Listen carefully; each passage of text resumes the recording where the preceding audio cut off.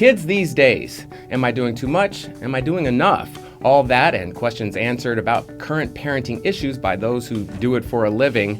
This is KTAR Eyes on Parenting. I'm Corbin Carson. Today, Affluenza.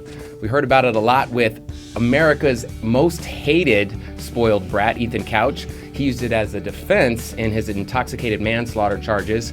But we're not going to talk about that. We're going to talk about it from a parenting aspect. I'm joined by Christina Jimenez. She spends her days dealing with family, marriages, kids, etc. How are you doing today? I'm doing well, thank you. Thanks for having me.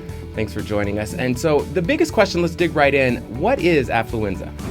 Affluenza is parents who hold financial success as the highest form of achievement, and then that's projected onto the child in some way, whether that's not having structure or overindulging the child to the point where they don't feel that they have consequences like the rest of us do. And so is this only for rich people that you use this word? Well, the definition is supposedly the financial, the rich people, if you want to put it that way.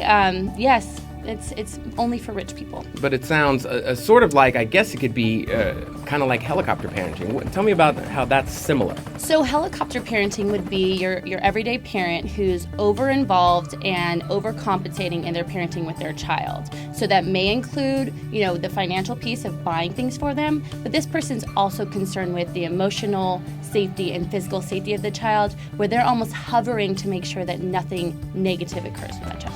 So sort of like a Geppetto kind of puppeteering this child's life. Absolutely. So if there are parents out there whose eyes are peeking up like, hey, that's me, how can we see if that's us as parents?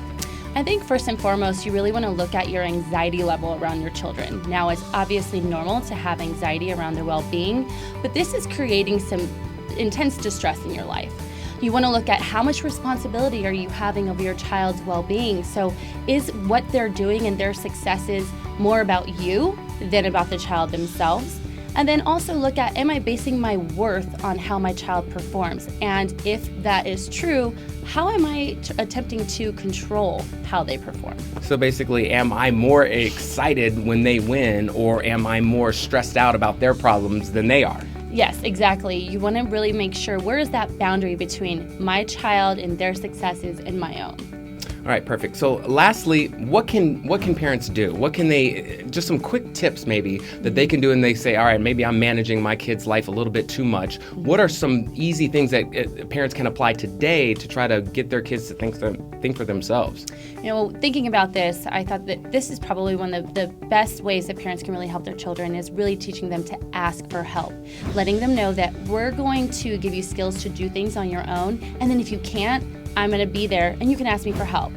Secondly, parents really need boundaries. They need to feel comfortable with children's disappointments. So whether that's failure or an issue interpersonally, they need to be okay with it, with the children having or experiencing that, but also then have a set of skills to get them through it and get them on the other end.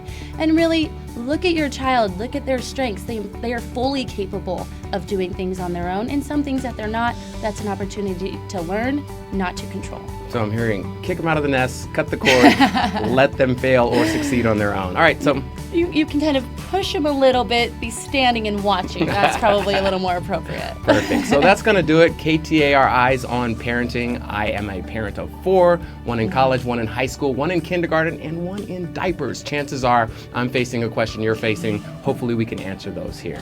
See you next time.